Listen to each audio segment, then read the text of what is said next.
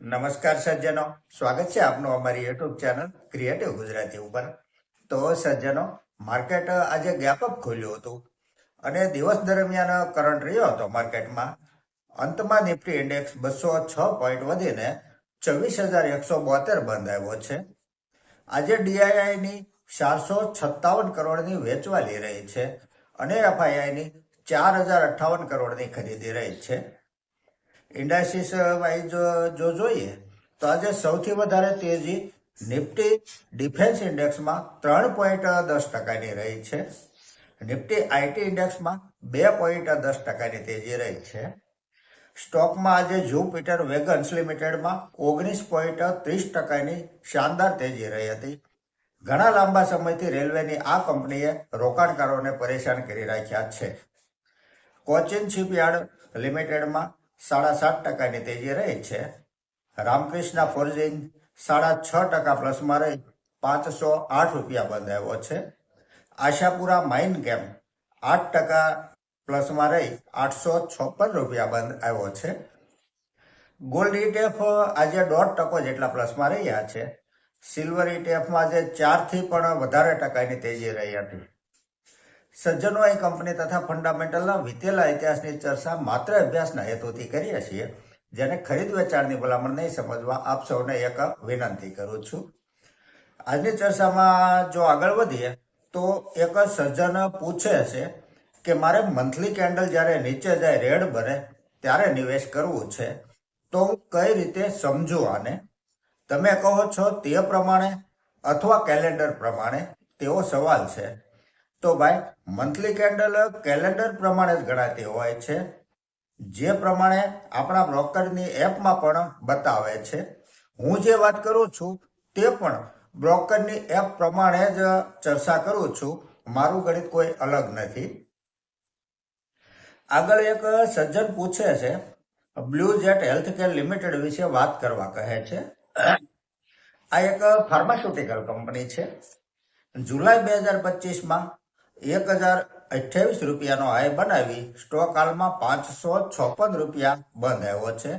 Stock ટોપ લેવલથી 46% ઘટીને trade કરી રહ્યો છે, ડિસ્કાઉન્ટ ઉપર ટ્રેડ કરી રહ્યો છે.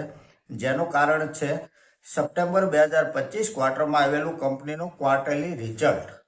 કંપનીનું સેલ્સ તથા નેટ પ્રોફિટ બંને ઘટીને આવ્યું છે. સ્ટોક ઉપર સેલિંગ પ્રેશર તેના કારણે વધી ગયું છે. બાકી કંપનીમાં કોઈ આંતરિક પ્રોબ્લેમ યા ખરાબી નથી. માર્કેટ કેપ 9,644 કરોડની છે. પી રેશિયો 27.40 છે. ROC 39.80% છે અને ROE 30% છે. છેલ્લા 3 વર્ષનો કમ્પાઉન્ડિંગ પ્રોફિટ ગ્રોથ 18% છે અને TTM 102% છે, જે દર્શાવે છે કે કંપનીની વર્તમાન સ્થિતિ સારી છે. સેલ્સ ગ્રોથ 3 વર્ષનો 15% છે અને TTM 63% છે. બેલેન્સ શીટ જોઈએ તો બોરોવિંગ 21 કરોડ છે. સામે રિઝર્વ કંપની પાસે 1,221 કરોડ છે. શેર હોલ્ડિંગ પેટર્ન જોઈએ તો પ્રમોટર હોલ્ડિંગ 79.81% છે. એફઆઈઆઈનું હોલ્ડિંગ 1.83% છે. ડીઆઈઆઈનું હોલ્ડિંગ 3.63% છે, જે આજથી 3 મહિના પહેલા 0.95% હતું અને પબ્લિકનું હોલ્ડિંગ 14.74% છે.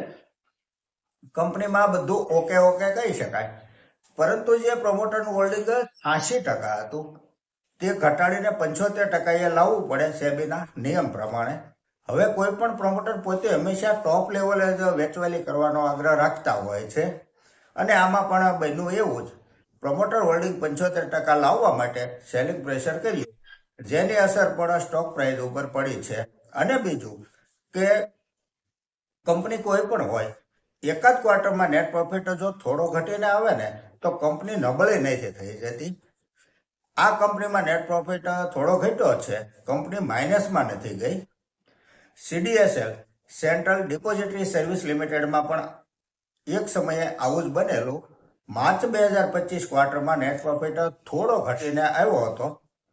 સ્ટોક 1900 આજુબાજુ ટ્રેડ કરતો હતો, ત્યાંથી ઘટી અને 1100ની પણ નીચે લઈ ગયા હતા, પરંતુ ત્યાંથી ખૂબ જ ઝડપથી રિકવરી પણ આવી ગઈ છે CDSLમાં.